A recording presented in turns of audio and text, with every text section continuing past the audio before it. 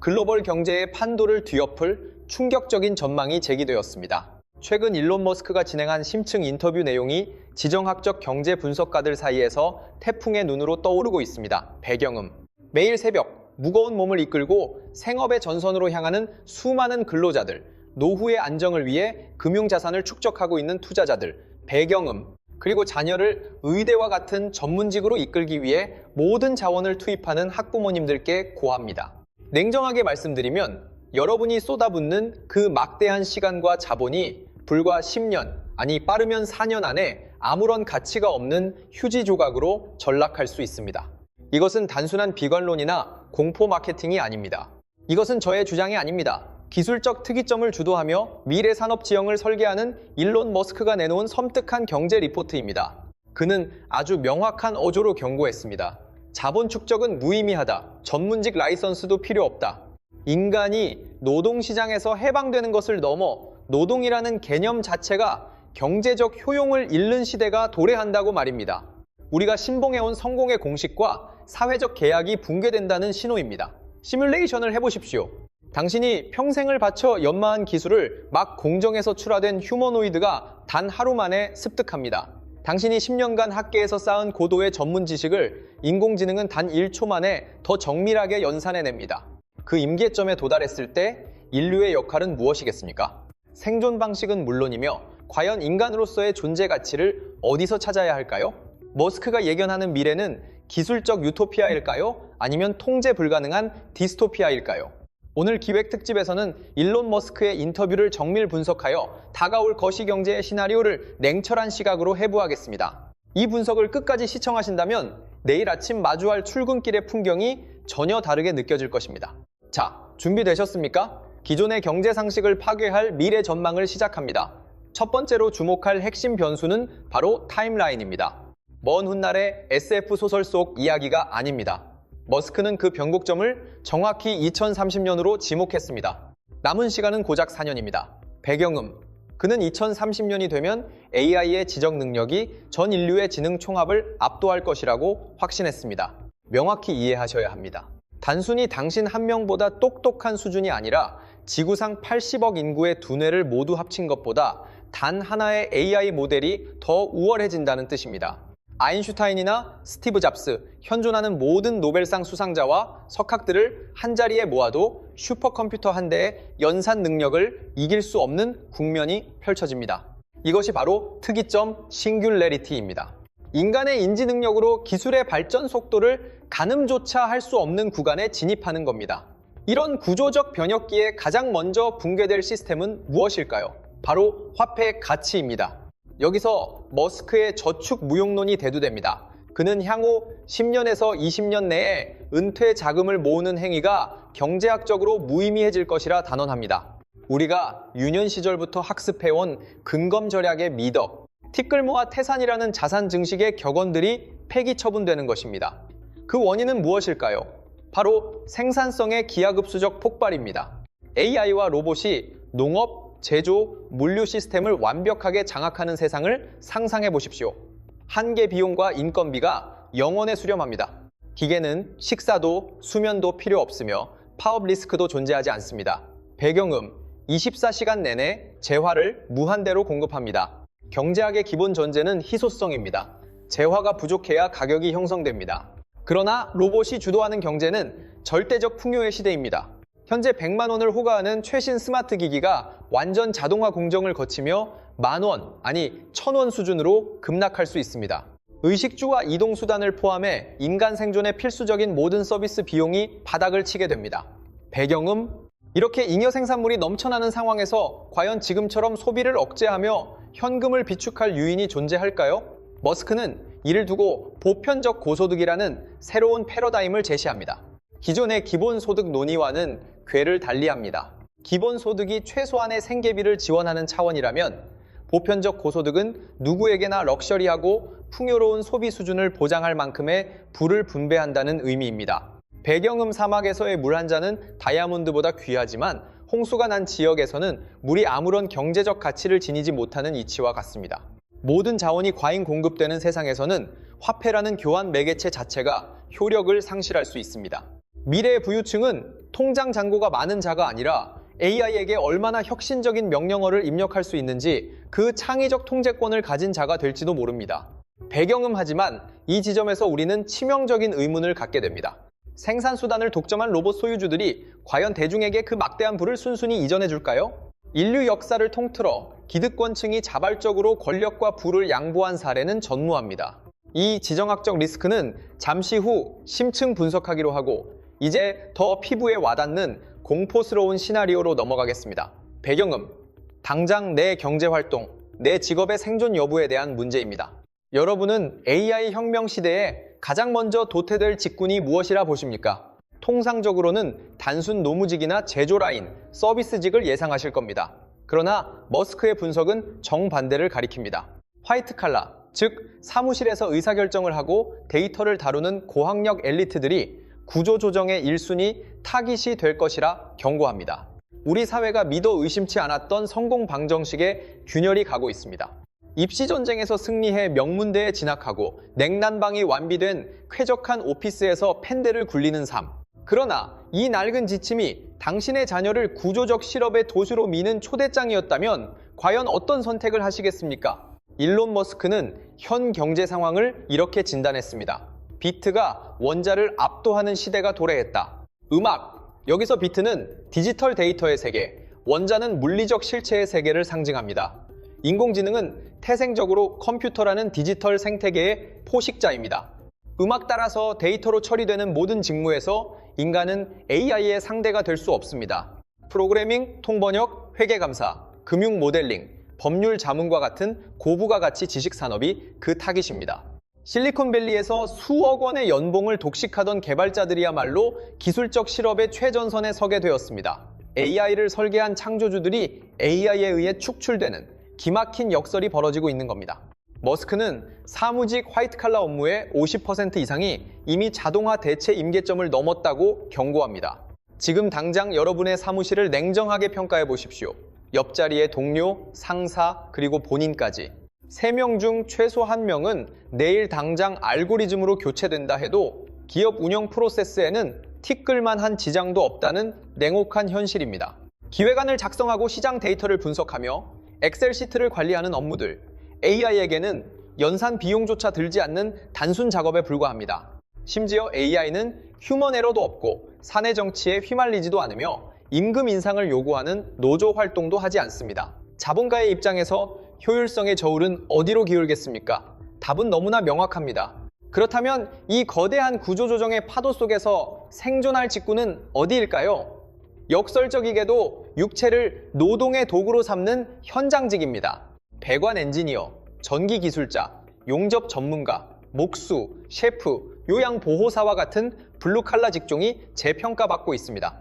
물리적 현실, 즉 원자의 세계는 통제 불가능한 변수로 가득 차 있기 때문입니다. 노후된 건물의 배관을 수리하려면 비좁은 공간에 몸을 구겨 넣어야 하고 부식된 나사의 상태에 따라 미세한 힘 조절을 해야 합니다. 복잡하게 얽힌 전선들 속에서 문제를 직관적으로 파악하는 능력, 이것은 고도의 감각적 지능입니다. 로봇 공학이 발전했다 해도 인간의 손끝이 가진 그 정교한 유연성을 모방하는 것은 여전히 난제입니다. 음악, 단순해 보이는 컵 하나를 들어 올리는 동작조차 로봇에게는 수만 번의 연산이 필요한 고난도 미션이기 때문입니다. 음악, 소위 사자돌림으로 불리던 의사, 변호사, 회계사의 권위가 붕괴될 때 기름밥 먹는다며 천시받던 현장 기술직의 몸값은 수요 공급의 원칙에 따라 천정부지로 솟구칠 것입니다. 방대한 판례를 분석해 변론 요지서를 작성하는 건 AI에게 1초의 과제도 아니지만 터진 수도관을 긴급 복구하는 건 아직 인간의 영역으로 남아있기 때문입니다. 직업의 위계가 전복되는 세상, 넥타이 부대가 몰락하고 현장의 땀방울이 자본으로 환산되는 세상, 이것이 머스크가 예견한 노동시장의 근미래입니다. 그러나 섣부른 안심은 금물입니다. 블루칼라의 안전지대 또한 기술적 유예 기간일 뿐입니다. 인간형 로봇, 즉 휴머노이드 기술이 상용화되는 순간 인간 노동의 마지막 방어선마저 붕괴될 것입니다. 이제 피부에 와닿는 더욱 적나라한 사례를 들어보겠습니다. 대한민국 사교육 블랙홀, 의대 광풍에 찬물을 끼얹는 전망입니다. 머스크는 이렇게 단언했습니다. 불과 3년 내에 테슬라의 옵티머스 로봇이 현존하는 최고의 외과 전문의보다 더 정교한 수술 능력을 갖추게 될 것이다. 10년이나 20년 뒤의 먼 미래가 아닙니다. 고작 3년입니다. 지금 초등학교에 입학하는 자녀가 의대 문턱을 밟기도 전에 로봇 의사가 수술실의 주도권을 장악한다는 뜻입니다. 음악 비용 편익을 따져보십시오. 인간을 한 명의 숙련된 전문의로 양성하는데 얼마나 막대한 자원이 투입됩니까? 의대 6년, 음악 인턴과 레지던트, 펠로우 과정까지 최소 15년에서 20년의 수련 기간이 필수적입니다. 이 기간에 소모되는 천문학적인 학비와 기회비용은 또 어떻습니까? 반면 로봇 의사는 공정 라인에서 생산하면 끝입니다. 몇 달이면 완벽한 기능을 갖춘 의료 유닛이 뚝딱 만들어집니다. 더 치명적인 격차는 학습 방식의 확장성에 있습니다. 인간 의사가 평생 수만 번의 수술을 집도한다 한들 그 경험은 개인의 뇌 속에만 머뭅니다. 그가 은퇴하거나 사망하면 그 귀중한 임상 노하우도 소멸합니다. 하지만 로봇은 다릅니다. 뉴욕의 로봇이 초고난도 심장 수술에 성공하는 순간 그 데이터는 클라우드 서버를 통해 전 세계 모든 로봇에게 실시간 업데이트됩니다. 서울에 있는 로봇도 케이프타운에 있는 로봇도 동시다발적으로 최고 수준의 술기를 습득하게 되는 겁니다. 집단 지성을 넘어선 기계적 집단 진화입니다. 개체의 학습이 전체의 혁신으로 이어지는 이 구조를 인간이 이길 방법은 없습니다. 음악. 게다가 로봇은 손떨림 같은 생체적 한계도 없고 감정 기복으로 인한 컨디션 난조도 없으며 24시간 연속 수술을 강행해도 집중력이 저하되지 않습니다. 당신이 환자라면 노화로 손이 떨리는 명의에게 심장을 맡기시겠습니까? 아니면 오차 범위 0.001mm의 로봇에게 생명을 의탁하시겠습니까? 음악, 이런 패러다임 변화 속에서 의대 진학이 과연 합리적인 투자일까요? 현재 의대 입시를 준비하는 건 20년 뒤의 불투명한 미래에 인생을 베팅하는 도박입니다.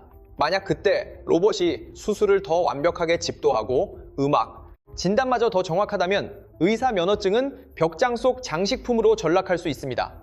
머스크 또한 자신의 자녀들에게 이런 딜레마를 이야기했다고 합니다. 음악, 아빠가 분석하기에 AI가 너희가 배운 기술을 무용지물로 만들 것 같은데 그래도 대학에 갈 거니? 그러자 자녀들의 대답은 이랬습니다. 네, 갈래요. 친구 사귀러요. 이 대답은 시사하는 바가 매우 큽니다. 미래의 대학은 지식을 전수하는 상아탑이 아니라 또래 집단과 네트워크를 형성하는 사교 클럽 혹은 비싼 입장료를 내는 고급 커뮤니티로 그 성격이 변질될 것이라는 예고입니다. 지식 권력은 이미 AI에게 넘어갔기 때문입니다. 지식의 독점이 무너지고 있습니다. 강단 위의 권위자가 전하던 지식보다 내 손안의 AI가 훨씬 더 방대하고 정교한 해답을 제시하는 시대니까요. 배움의 정의가 송두리째 바뀌는 순간입니다. 음악, 우리가 믿어왔던 성공 방정식, 그 견고했던 계층 이동의 사다리가 붕괴되고 있습니다. 노동의 가치가 소멸한 세상, 과연 인류는 어디서 존재 이유를 찾아야 할까요? 우리는 잉여인간으로 전락하는 걸까요? 일론 머스크는 노동이 생존 수단이 아닌 선택적 유희가 될 것이라 예견합니다. 원하면 하고 말고 싶으면 관두는 취미의 영역이 되는 것이죠. 음악, 마치 스포츠나 게임을 즐기듯 일 자체가 하나의 오락으로 변모한다는 뜻입니다. 생각해보세요. 지금도 주말 농장에서 땀 흘려 상추를 기르는 이들이 있습니다. 마트에서 1,000원이면 살 것을 굳이 시간과 돈을 들여 고생을 사서 합니다. 이유는 단순합니다. 음악, 그 과정 자체가 즐거움이고 성취이기 때문이죠. 미래의 노동은 바로 이런 형태가 될 것입니다. 먹고 살기 위한 비루한 투쟁이 아닌 자아를 완성해가는 고상한 놀이가 되는 셈입니다. 음악, 그러나 이 지점에서 등골이 오싹해지는 질문을 마주하게 됩니다. 내가 가진 모든 역량을 기계가 압도하는 세상에서 나의 존재 가치는 무엇인가? 인간은 본능적으로 쓸모있는 존재이기를 갈망합니다. 타인에게 기여하고 무언가를 이뤄냈을 때 비로소 생의 감각을 느끼죠. 하지만 내가 평생을 바쳐 쓴 소설보다 AI가 1초 만에 생성한 스토리가 더 큰 울림을 주고 내가 그린 그림보다 알고리즘의 작품이 더 아름답다면 우리는 그 거대한 열등감을 견디며 살아갈 수 있을까요? 머스크는 인간의 역할이 실행에서 지휘로 바뀔 것이라 말합니다. AI에게 목적성을 부여하는 사령탑의 역할이죠. AI는 뛰어난 도구일 뿐 스스로 욕망하거나 꿈꾸지는 못하니까요. 화성을 개척하라, 난치병 치료제를 만들어라 같은 거대한 비전을 제시하는 것은 결국 인간의 몫입니다. 우리는 플레이어가 아닌 감독이 되어야 한다는 겁니다. 하지만 이조차도 지극히 희망적인 관측일 수 있습니다. 만약 AI가 스스로 목표를 설정하는 단계, 즉 범용 인공지능을 넘어 초지능으로 진화한다면 어떻게 될까요? 인간이 그저 기계들의 귀여운 애완동물로 전락하지 않으리란 보장이 있을까요? 이제 시각을 돌려 이 거대한 변화의 최전선에 있는 기계, 테슬라의 휴머노이드 로봇 옵티머스를 해부해 보겠습니다. 첫 공개 당시를 기억하십니까? 쫄쫄이 타이즈를 입은 댄서가 춤을 추던 그 우스꽝스러운 장면을요. 전 세계가 조롱했습니다. 또 쇼를 하는구나. 희대의 사기극이다. 하지만 지금 그 비웃음은 침묵으로 바뀌었습니다. 불과 몇 년 사이 옵티머스는 걷고 뛰고 계란을 깨트리지 않을 만큼 정교한 손놀림을 갖췄습니다. 이미 테슬라 공장 한편에서는 로봇을 만드는 생산 라인이 가동되고 있습니다. 머스크의 야망은 연간 1000만 대 생산입니다. 전 세계 자동차 생산량의 18분의 1에 달하는 막대한 규모입니다. 그러나 진정한 충격은 바로 가격 파괴에 있습니다.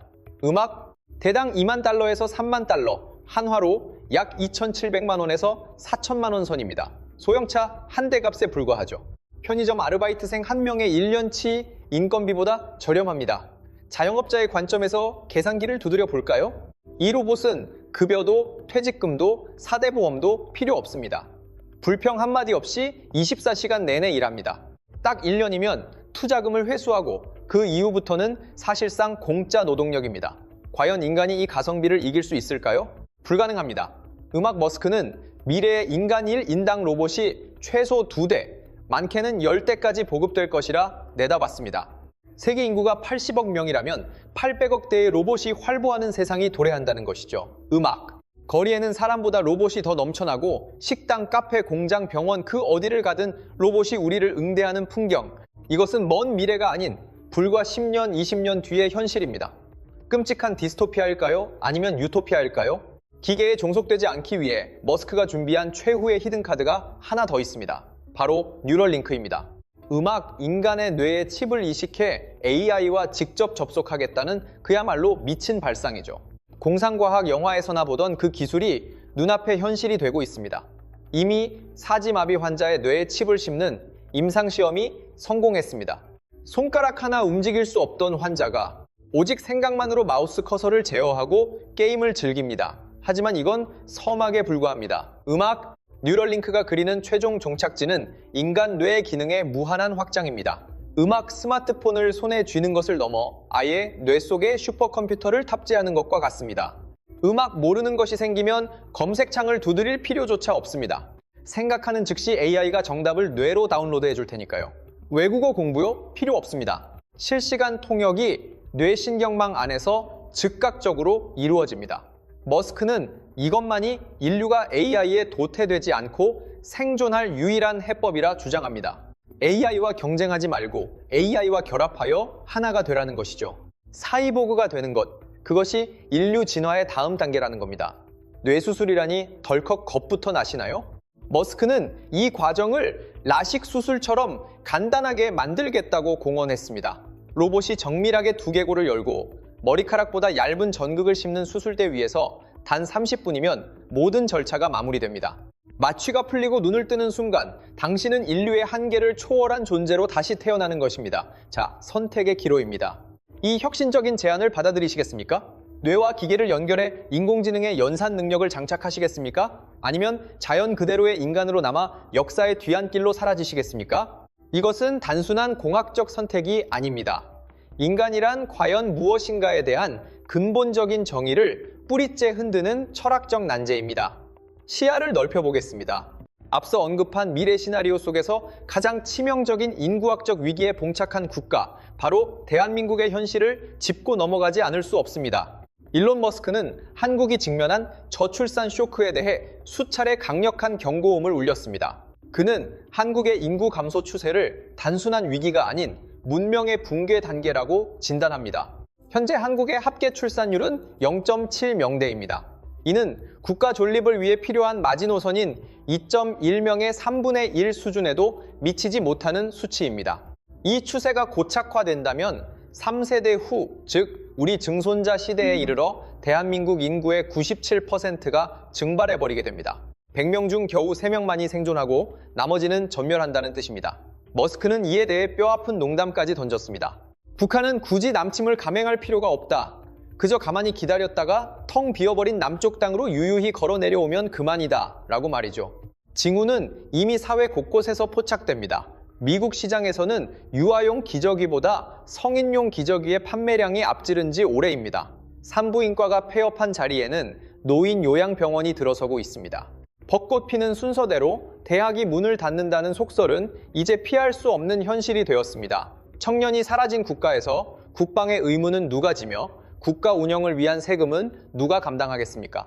물론 혹자는 이렇게 반문할 수 있습니다. 인공지능과 로봇이 노동력을 대체하면 인구가 줄어도 경제 시스템은 굴러가지 않겠느냐고 말입니다. 네, 거시경제 지표상으로는 그럴싸한 시나리오입니다.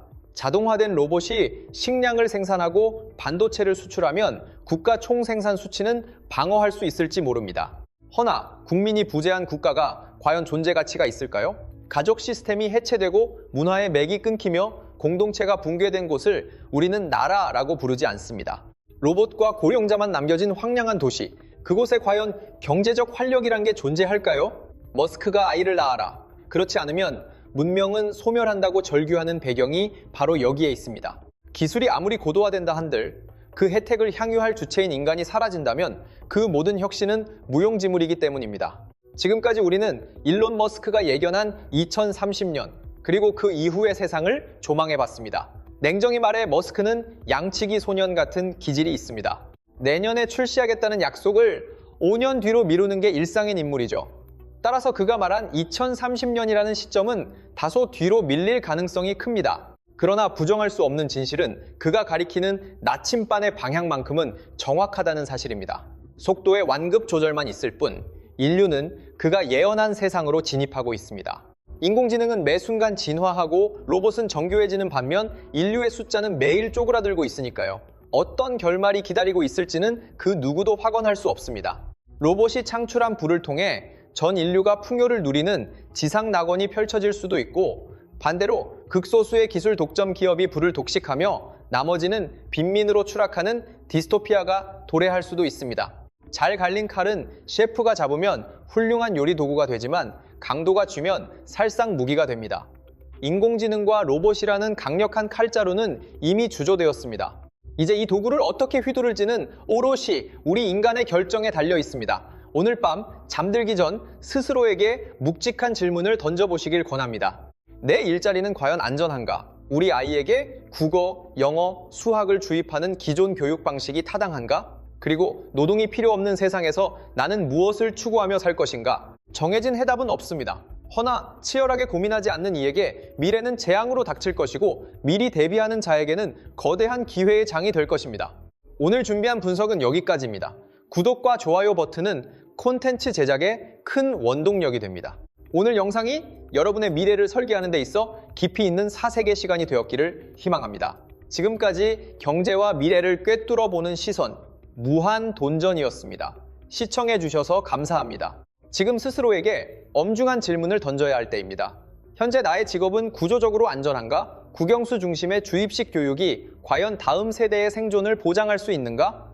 인공지능이 모든 생산성을 대체하는 초자동화 시대, 우리는 무엇으로 존재 가치를 증명할 것인가? 정해진 해답은 없습니다.